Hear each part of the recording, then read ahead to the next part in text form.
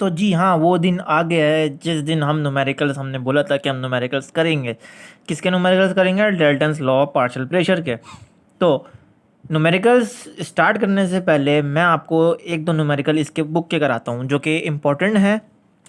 तो बुक के न्यूमेरिकल्स देखा जाए तो बुक के न्यूमेरिकल, पहले जो न्यूमेरिकल बनता है वो बनता है what is the pressure in torr of 3.5 ATM. ठीक है, ये बुक का न्यूमेरिकल है, यानी कि अगर 3.5 एटीएम प्रेशर होगा तो ये किसके बराबर होगा? टॉर में बताना है, इतने टॉर में कितना कितना होगा। ये तो सिंपल है, आपने जो आपको ये देखना है कि एक एटीएम जो होता है वो कितने टॉर के बराबर होता है। एक एटीएम 760 के बराबर होता है। सिंपल, इस 760 को आपने 3.5 से मल्टीप्लाई करा देना है, आपको आंसर आ जाना है। बस सिंपल सा फंडा है और कुछ भी नहीं है। ठीक है, बहुत सिंपल है। दूसरा न्यूमेरिकल देखो, थोड़ा इंटरेस्टिंग है। वो ये है कि how many atmosphere ATM, atmosphere का मतलब कि शॉर्ट फॉर्म एटीएम, वो वाला एटीएम नहीं जहाँ से आप बैंक अकाउंट से अपने पैसे निकलवाते हैं, ये वो वाला एटीएम है जिसका यूनिट प्रेशर है।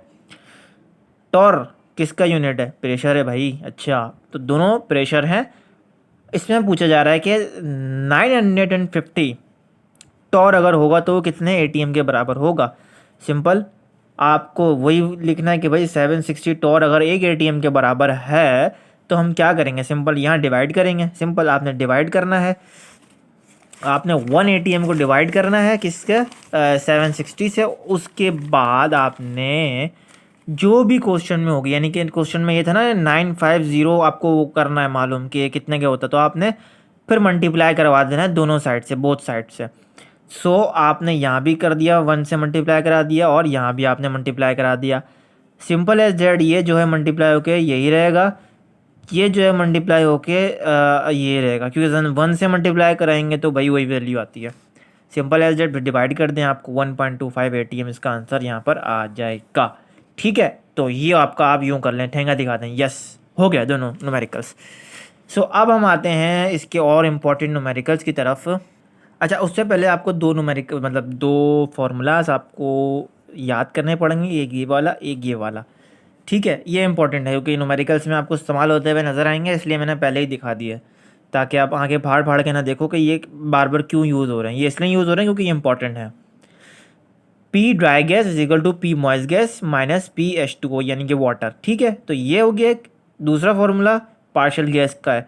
P gas is equal to P total, P का मतलब प्रेशर, ठीक है ना, पी का मतलब प्रेशर, प्रेशर प्रेशर, और multiply by N, N gas यानी कि नंबर ऑफ मोल्स। ठीक है, N for number of moles, किसके? गैस के, स्पेसिफिक गैस के।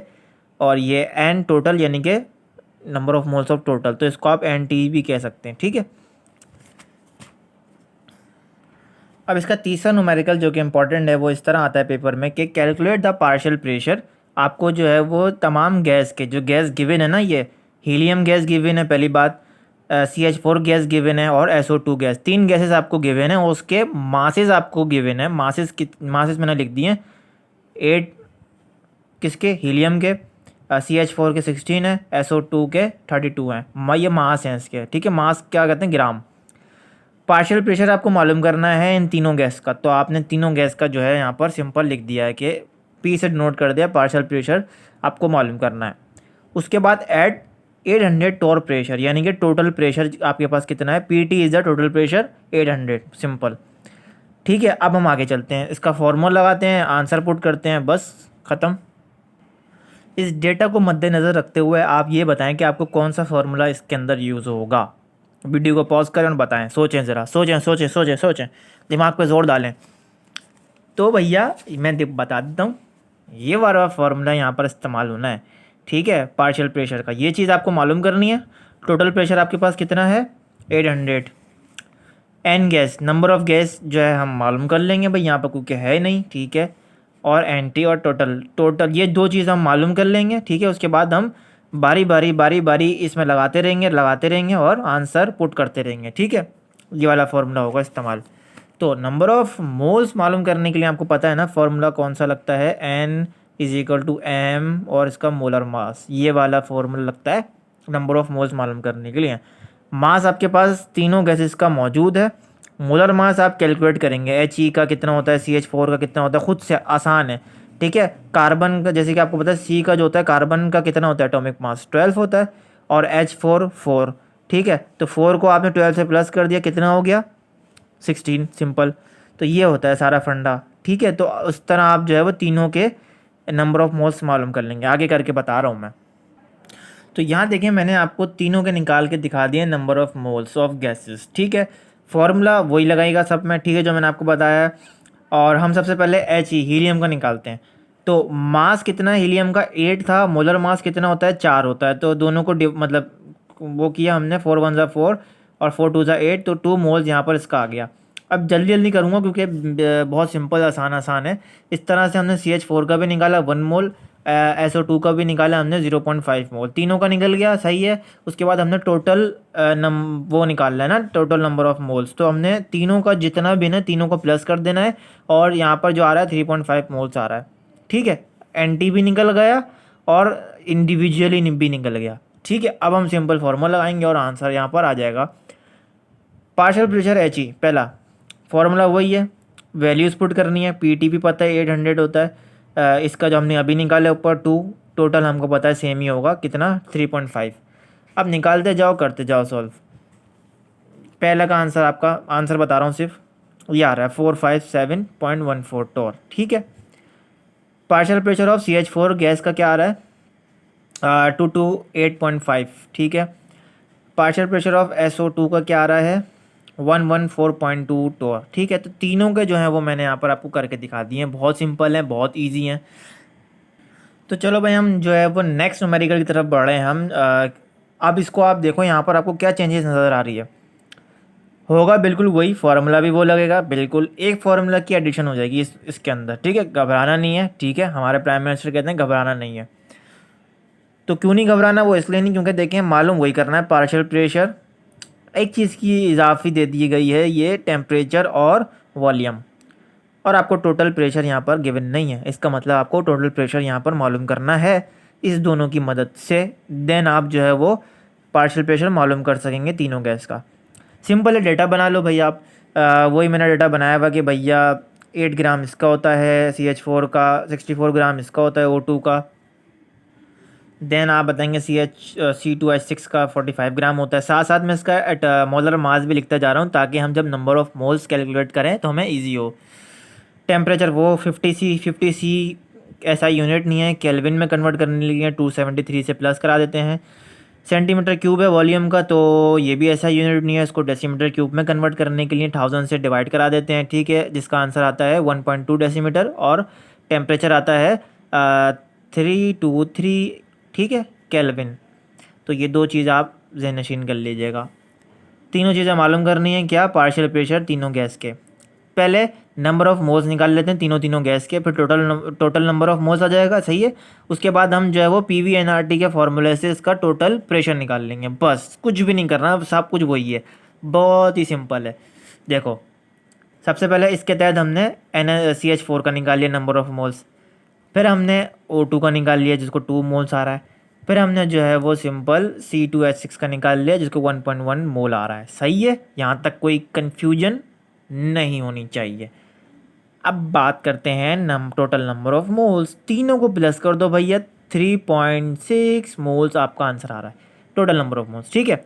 अब हमारा पास जो है वो बचा PT यानी कि टोटल प्रेशर। टोटल प्रेशर को मालूम करने के लिए आपको यहाँ पर ये इस्तेमाल करना होगा जनरल गैस इक्वेशन का फॉर्मूला, जो कि ये है PV/nRT।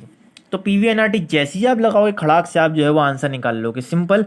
P को उधर रहने दो, V जो है ना इसका नीचे कर दो, इसको डिवाइड में कर दो। अब N आप मालूम कर चुके हो, टोटल नंबर ऑफ मोल्स 3.6, ठीक है। R की वैल्यू आपको पता होती है 0.0821।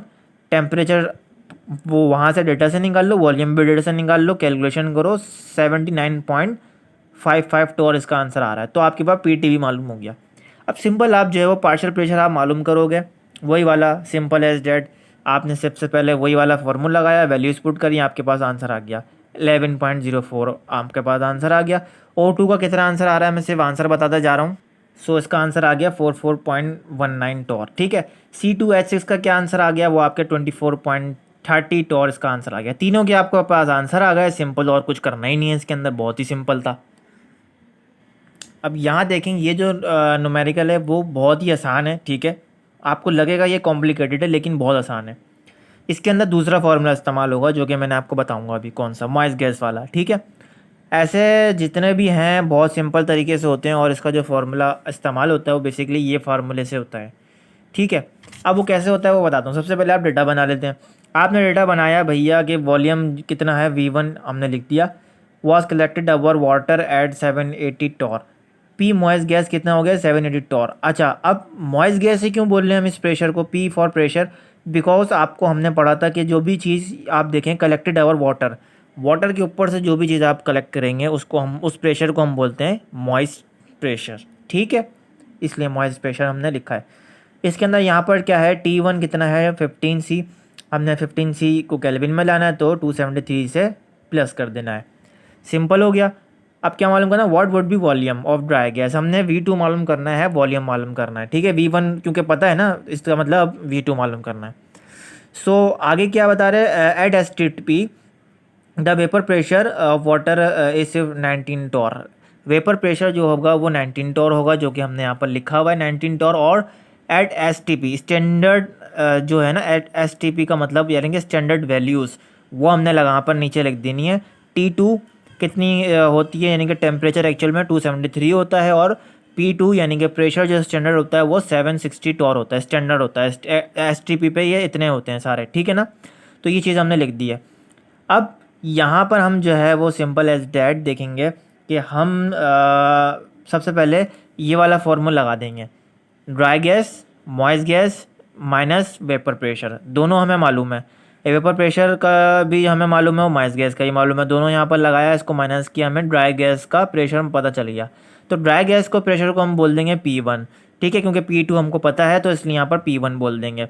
अब V2 मालूम करने के लिए हमने एक फार्मूला यहाँ पर लगाना है जो कि ये है P1 V1 divide by T1, P2 V2 divide by T2। ये फार्मूला आपको याद करना है, ठीक है। ये बहुत ही सिंपल फार्मूला है। अब कुछ भी नहीं करना, आपको सारी वैल्यूज़ पता है यार, सारी वैल्यूज़ पता है सिर्फ V2 को छोड़ के। तो V2 को आप छोड़ दें और आप एक ही दफ़ा में, मैं तो कह रहा हूँ सबको मैंने थोड़ा सा लंबा कर दिया, आप एक ही दफ़ा में क्या करें, T2 को उधर ले जाएँ, P2 को इधर ले जाएं, बस सबको एक जगह कर दें इकट्ठा और V2 को अकेला छोड़ दें, और जितने भी वैल्यूज़ हैं वो लगा के आंसर पुट कर दें, बस और कुछ भी नहीं करना। ये मैंने बहुत लंबा कर दिया, ठीक है। तो आंसर क्या आ रहा है, आंसर जो आ रहा है वो आपके पास क्या आ रहा है, 2.43 डेसीमीटर क्यूब, ये आपके पास आंसर आ रहा है, ठीक है। तो ये आपको याद रखना है, बहुत ही सिंपल न्यूमेरिकल से, इसके मोस्ट इंपॉर्टेंट है, हर साल आते हैं, हर दफ़ा आते हैं, तो इसे मिस मत करिएगा, ये वीडियो को मिस मत करिएगा। हो सके तो इसे शेयर भी करिएगा उन बच्चों तक जिनको मसला होता है क्लासेस के अंदर, क्लासेस लेने के अंदर, लेक्चर समझने के अंदर। कोई भी क्वेश्चन हो, बिला जवाब बिला झिझक आपको कमेंट सेक्शन में बस एक मैसेज छोड़ देना है बस, ठीक है। फिर मिलेंगे नेक्स्ट वीडियो में, जब तक के अल्लाह हाफिज़।